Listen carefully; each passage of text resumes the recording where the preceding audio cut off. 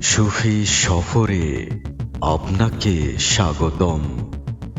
আজ আমরা সুফি সফরটি করব মূলত বাংলাদেশের দক্ষিণ পশ্চিমাঞ্চলের খুলনা বিভাগের অন্তর্গত একটি উপকূলীয় জেলা বাগেরহাটের হযরত খানজাহান আলী রহমতুল্লাহ আলাহের অলৌকিক মাজার শরীফ। তো চলুন, সফরটি শুরু করার আগে পরবর্তীতে এমন সফরের ভিডিও পেতে আমাদের চ্যানেলটি সাবস্ক্রাইব করে ঘন্টা দৃশ্যমান বাটনটির অল চালু রেখে আমাদের সঙ্গে থাকুন।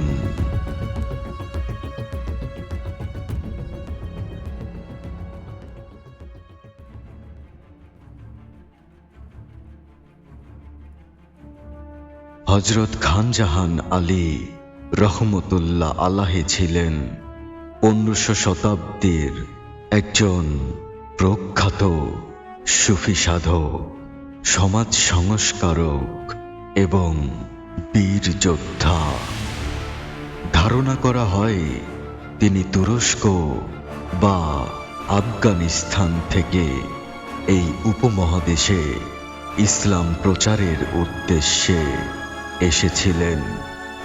তার পিতার নাম ছিল আকবর খাঁ এবং মায়ের নাম আম্বিয়া বিবি। ছোটবেলায় তার নাম ছিল কেশর খাঁ।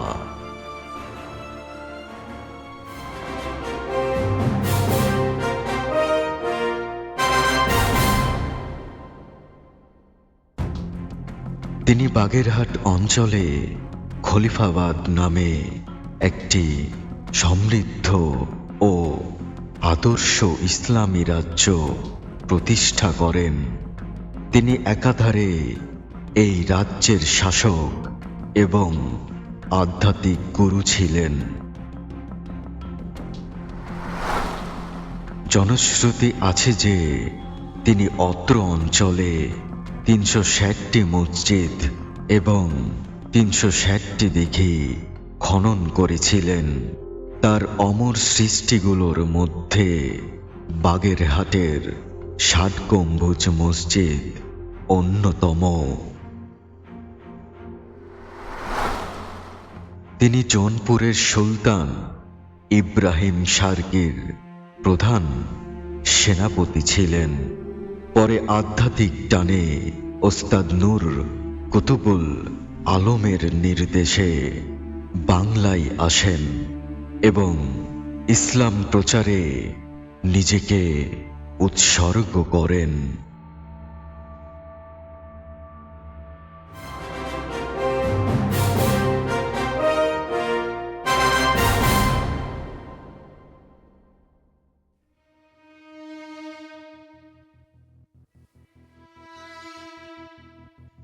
ওস্তাদ নূর কুতুবুল আলম তাকে এক পাত্র পানি দিয়ে বলেছিলেন, যাত্রাপথে যেখানে খনন করা দিঘির পানির স্বাদ ও গুণাগুণ ওই পাত্রের পানির মতো হবে, সেখানেই যেন তিনি আস্তানা গড়েন।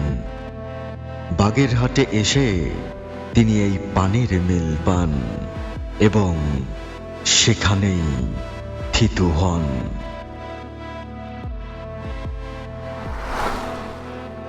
খানজাহান আলী রহমতুল্লাহ আলাহে যখন তার দরগার দিঘি খনন করেন, তখন সেখানে 2টি কুমির ছেড়েছিলেন, যাদের নাম ছিল কালা পাহাড় ও ধলা পাহাড়। লোককথা অনুযায়ী এই কুমিরগুলো তার অনুগত ছিল এবং তার কথা শুনত। আজও এই দিঘিতে কুমিরের বংশধরদের দেখতে ভক্তরা ভিড় করেন। দর্শকবৃন্দ, তো এটা হচ্ছে আমাদের এই যে কুমির দেখুন, খানজাহান আলী রহমতুল্লাহ আলাহের এই যে আপনার যে কুমির সাধারণত ভাই, এই কুমিরটার নাম কি? এটা হচ্ছে পুরুষে বলেছে কালো পাড়, মেয়েদের বলে ধলা পাড়, ওই আচ্ছা। নামই নাম আছে আপনার। আচ্ছা আচ্ছা আচ্ছা, মানে এটা কালা পাহাড় বলে এনাকে, এটা হচ্ছে মেয়ে, এটা ধলা পাড়। এটা ধলা পাহাড়। ও আচ্ছা, এটা হচ্ছে মেয়েটা, হ্যাঁ, ধলা পাহাড়। আর পুরুষটা মনে হয় নাই, মারা গেছে না? পুরুষটা মারা গেছে। তো এই যে দেখুন, আমি কিন্তু অনেক কাছেই দাঁড়ায় আছি, অনেক কাছে। এই যে দেখুন, আমি অনেক কাছে কিন্তু দাঁড়ায় আছি, কিন্তু উনি কিন্তু চুপচাপ আছে। তো আসলে অলিদের যেই মজিজাগুলো, এগুলো হচ্ছে এই মজিজাগুলো কিন্তু সায়েন্টিফিক কিন্তু ব্যাখ্যা নেই। এই মজিজাগুলো আসলে আমাদের বাংলাদেশের মধ্যে এই এত দূর থেকে, তুরস্ক থেকে, এই খানজাহান আলী এত দূর থেকে এসে আমাদের এখানে যেই আস্তানা গড়লো, ইভেন উনার পীর, উনার হচ্ছে যিনি হচ্ছে উস্তাদ ছিলেন, উনি যখন এখানে পাঠাই দিলেন একটা পানির পাত্র দিয়ে, যে পানিটা যেই জায়গায় মিলবে, যেই খনন করে, যেই হচ্ছে দিঘি খনন করার পর যে পানিটা মিলবে, ওই জায়গায় আস্তানা করতে বললেন। হ্যাঁ, তো এই যে এই মজেজাগুলো, এই আধ্যাত্মিক, এই রহস্যপূর্ণ মজেজাগুলো, এগুলো কিন্তু সায়েন্টিফিক ব্যাখ্যা নেই। হ্যাঁ, তো দেখতে পাচ্ছেন দর্শক, আমি কিন্তু অনেক কাছে দাঁড়ায় আছি। এখন আমরা এই ধলা পাহাড় যাকে, যে এটা হচ্ছে মেয়ে কুমিরটা, একে আমরা একটু অল্প খেতে দেব। হ্যাঁ, তো দেখতে থাকুন।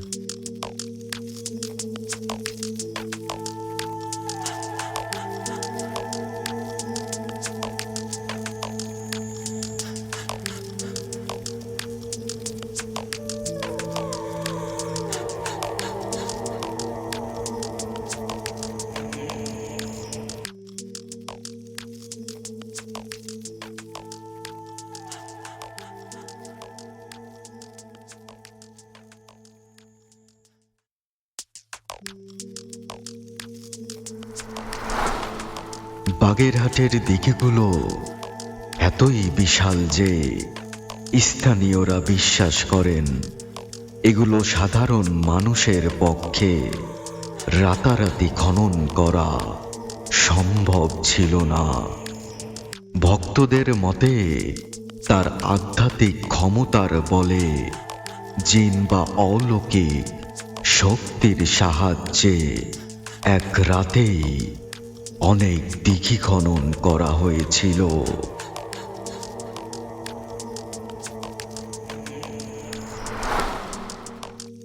এই মসজিদটি নির্মাণে যে বিশাল বিশাল পাথর ব্যবহার করা হয়েছে তা তৎকালীন যাতায়াত ব্যবস্থায় কোথা থেকে এবং কিভাবে আনা হয়েছিল তা আজও রহস্য।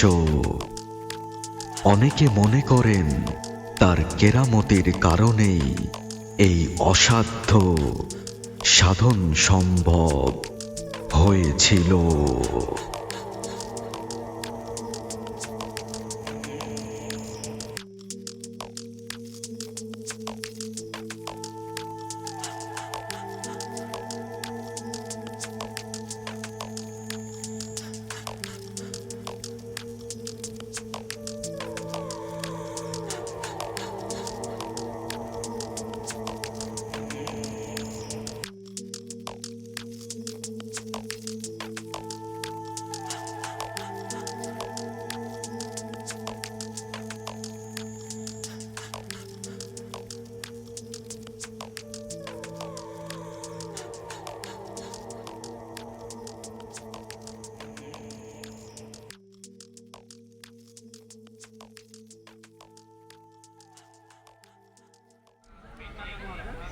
তো আজকের মতো আমাদের সুফি সফরটা এখানে শেষ করব। তো শেষ করার আগে কিছু কথা বলি আপনাদের। আজ থেকে 1500 শতকের সময়ে এই বাংলাদেশে এই বাগেরহাট এই জায়গাটা পুরোটাই কিন্তু জঙ্গলে ভরা ছিল। এই খানজাহান আলী রহমতুল্লাহ আলাইহে উনি কিন্তু এই জায়গায় এসে এই জঙ্গল পরিষ্কার করে উনার ওস্তাদ কিংবা গুরু কিংবা মুর্শিদের ইশারায় এই বাংলাদেশে সুদূর একেবারে ওই তুর্কিস্তান ফার্সি থেকে ওই জায়গা থেকে এসে বা ফার্সি থেকে আফগানিস্তানের ওদিক দিয়ে এসে বাংলাদেশে প্রবেশ করেন উনি, এবং উনি ওনার যেই দিক নির্দেশনা, তার মুর্শিদের দিক নির্দেশনা অনুযায়ী উনি এই জায়গায় এসে ওনার আগে প্রথমে দিঘি খনন করেন প্রায় 300 কি সামথিং এরকম দিঘি খনন করেছিলেন। কেন? যে তার মুর্শিদ বলে দিয়েছিল, একটা পানির পাত্রে পানি দিয়েছিল, তো বলেছিল যে এই পানিটা গুণাগুণ যেরকম, খেতে যেরকম, এই রকম পানি তুমি ওই জায়গায়, বাগেরহাটের এই জায়গায় পাবে। দিঘি খনন করে যখন যেখানেই পেয়ে যাবা, ম্যাচিং হবে, সেই জায়গায় এসে তুমি আস্তানা করবা। তো উনি কিন্তু এত সুদূর, এই যে দূর পথ অতিক্রম করে এখানে আসলেন, এবং এই যে অলৌকিক যে ব্যাপারটা, যে পানির যে মজেজা, হ্যাঁ, এখানে উনি দিঘি খনন, অনেকটা দিঘি খনন করতে করতে, যেখানে আপনারা একটু আগে যেই আমরা যে মাজার শরীফ যে দেখে আসলাম, যে জায়গায় যেই কুমিরটা দেখলাম আমরা, এই জায়গার কিন্তু এই জায়গাটাতে ওই দিঘিটাতে পানি কিন্তু ম্যাচিং হয়েছিল, দিয়ে উনি কিন্তু ওখানে আস্তানা গড়েছিলেন। ইভেন ওই জায়গাটা আস্তানা ছিলেন, এবং বাসভবন এই আমাদের এই 60 গম্বুজ, এখন আমরা এই যে আমার পিছনে হচ্ছে 60 গম্বুজ, এটাও ওনার আমলেই তৈরি, ওনার হাতেই তৈরি। এবং আরও কিছু গম্বুজ, 1 গম্বুজ, 9 গম্বুজ, 10 গম্বুজ, অনেকগুলো আমরা মসজিদ দেখলাম, ঘুরলাম। সময় স্বল্পতার কারণে ভিডিওগুলো সম্পূর্ণ দেওয়া হয়নি কিংবা ক্যাপচার করতে পারিনি, বাট হচ্ছে আসলে এই জায়গাগুলোতে এসে একটু আধ্যাত্মিক মজেজা, আল্লাহি ভাব যদি না আসে তাহলে ভালো লাগে না। তো এই জন্য আসলে ভিডিও করতে করতে সব কিছু যে ভিডিও করবো এরকমটা হয়ে ওঠেনি। কোথাও যে আমি মনতার অবস্থানে গেছিলাম, এই জন্য সব জায়গার ভিডিও কমপ্লিট করতে পারিনি। এখন বিষয় হচ্ছে যে আপনাদেরকে এই জন্য বললাম যে এখানে অনেকগুলো মসজিদ তৈরি করেছেন উনি, হ্যাঁ। এই যে যেমন এই 60 গম্বুজ, হ্যাঁ, তো আজ থেকে 1500 শতকের সময়, এই সময়ে কোনো টেকনোলজি ছিল না, কোনো অত্যাধুনিক যন্ত্রপাতি ছিল না, যেগুলো যে এত সুন্দর এই যে ইমারতগুলো, এই যে মসজিদগুলো তৈরি করছেন উনি। ইভেন রাস্তাঘাট এগুলো কিচ্ছু ছিল না তখন। তো উনি কিন্তু এখানে বাংলাদেশে বাগেরহাটে, খুলনা জেলায় বাগেরহাটে এসে উনি কিন্তু এই জঙ্গল পরিষ্কার করে যে মসজিদগুলো তৈরি করেছেন, এই মসজিদগুলো কিভাবে সম্ভব হয়েছে ওই সময়ে একবার চিন্তা করলে আমরা বুঝতে পারি যে আসলে উলিয়াদের যেই রহস্যময় কেরামতি এবং ওনাদের যেই কৃতিত্ব, এইগুলো বলে শেষ করা যায় না। এগুলো হচ্ছে অনুভবের বিষয়। আসলে সায়েন্টিফিক ব্যাখ্যাও পাওয়া যায় না। ওই সময়ে 1500 শতকের সময়ে বাংলাদেশে আমার জানা মতে তখন কোনো ভালো মিস্ত্রি ছিল না, ভালো কোনো টেকনোলজি ছিল না, কিন্তু অথচ তারপরও এত সুন্দর এই ভিতরে যে আপনারা যে মসজিদের ভিতরটা দেখালাম, এই মসজিদের ভিতরে যেই ভিতরের যেই ফ্লোরের যেই ইয়াগুলো দেখছেন, কনক্রিটগুলো, এগুলো ওই সময়ে কিভাবে সম্ভব হয়েছিল। এখানের স্থানীয় কিংবা ইতিহাসের পাতাতে আমি গবেষণা করে দেখলাম, শুনলাম সেটা হচ্ছে যে রাতারাতি এই জিনিসগুলো তৈরি হয়েছিল। তো এটা কিভাবে পসিবল, হ্যাঁ। এবং ইভেন যদি রাতারাতিও না হয়, ওই সময় টেকনোলজির অভাব, তখন বাস, এরোপ্লেন এগুলো কিছু ছিল না। এত দূর থেকে এসে এত বড় বড় পাথর দিয়ে যে তৈরি করা হলো মসজিদগুলো, এবং আপনারা যেই পুকুর দিঘি যেটা দেখলেন খানজাহান আলী মাজারে, এই পাথর দিয়ে মসজিদগুলো কিভাবে ওইভাবে সম্ভব হয়েছিল, যে এই তখন নৌপথ ছাড়া কোনো যোগাযোগ ব্যবস্থা ছিল না। তো কীভাবে সম্ভব এই জিনিসগুলো এখানে তৈরি হওয়া? এগুলো অবশ্যই অলৌকিক ক্ষমতা ছাড়া কখনোই সম্ভব ছিল না তখন। তো আজকের যুগে যদি আমি সায়েন্স দিয়ে এগুলো গবেষণা করি, তাহলে কিন্তু আসলে এই জিনিসগুলোর উত্তর আসলে পাওয়াটা যায় না। তো আসলে একবার ভাবুন যে খানজাহান আলী উনি কিন্তু বড় একটা হচ্ছে রাজবংশের ছিলেন, উনি কিন্তু সেনাপতি ছিলেন, কিন্তু উনার একটা সময়ে এসে হঠাৎ করে আধ্যাত্মিকতার বিষয়টা তার ভিতরে কিন্তু জেগে ওঠে। ইভেন তারপরে তিনি তার শায়েক কিংবা মুর্শিদ, তার গুরু কিংবা পীর, তার কাছে অনুসরণ করে তার মাধ্যমে তিনি কিন্তু এই ইসলাম প্রচারের দায়িত্বটা নিয়েছিলেন। তো ওই সময়ের ইসলাম প্রচার আর আজকের ইসলাম প্রচারের মধ্যে আকাশ জমিন পার্থক্য আছে। তো একবার ভেবে দেখো কেন এই কথাটা বললাম। কারণ আজকে আমরা হচ্ছে কোন সালে আছি? 2025 সাল শেষ, আমরা 26 সালে প্রবেশ করব। তো 1500 শতকের সময়ে এই ধরনের টেকনোলজি কিচ্ছু ছিল না। আজকে যে আমাদের টেকনোলজি আছে, এই টেকনোলজি ছিল না তখন। তারপরও সত্ত্বেও এই ধরনের যে প্রাসাদগুলো, এই ধরনের যেই কারুকাজ, এই জিনিসগুলো, এগুলো কিভাবে সম্ভব হয়েছে? তিনি কিন্তু তার দায়িত্ব, রাজ পরম্পরা ছেড়ে বাংলাদেশে এসে ইসলাম প্রচার, ফকিরি যে লাইনটা, ফকিরির যে অবস্থা, এই সুফিজমের যে ব্যাপারটা, এটা কিন্তু তিনি নিজের ভিতরে ধারণ করেন এবং এখানে এসে ইসলাম প্রচার করেছেন। জঙ্গল পরিষ্কার করে হচ্ছে মানুষ থাকার বাসযোগ্য স্থান করে তুলেছেন। অনেক মসজিদ, এখানে কিন্তু অনেক মসজিদ আছে, 1 গম্বুজ, 9 গম্বুজ, 10 গম্বুজ, এটা আমার পিছনে দেখতেছেন, এটা হচ্ছে 60 গম্বুজ। এরকম আরও অনেক মসজিদ আমরা দেখলাম এখানে। তো এই মসজিদগুলো যে তৈরি করছে, তো উনি কিন্তু শুধুমাত্র পীর ছিল না। আজকের আমাদের মতো পীর সবার, এই যে আমাদের আশেপাশে যে পীরগুলো দেখতে পাই, এটা তো শুধু খাই আর খাও করে আর পার্টি পাই না এভাবে, ঠিক আছে? কিন্তু ইনারা এত সুদূর পথ থেকে এসে, একটা দেশ থেকে এসে জঙ্গল পরিষ্কার করে, এই জায়গাটা কি অবস্থা ছিল আপনি চিন্তা করে দেখুন। আজ থেকে 1500 শতকের সময়ে এই জায়গাটা জঙ্গলে ভরপুর ছিল। এই ভয়ঙ্কর জঙ্গল পরিষ্কার করে উনি কিভাবে এই জায়গাটা বাসযোগ্য তৈরি করেছেন। শুধু তিনি পীর ছিলেন না, তিনি কিন্তু এই জায়গাতে একটা সাম্রাজ্য তৈরি করেছেন এসে, ঠিক আছে?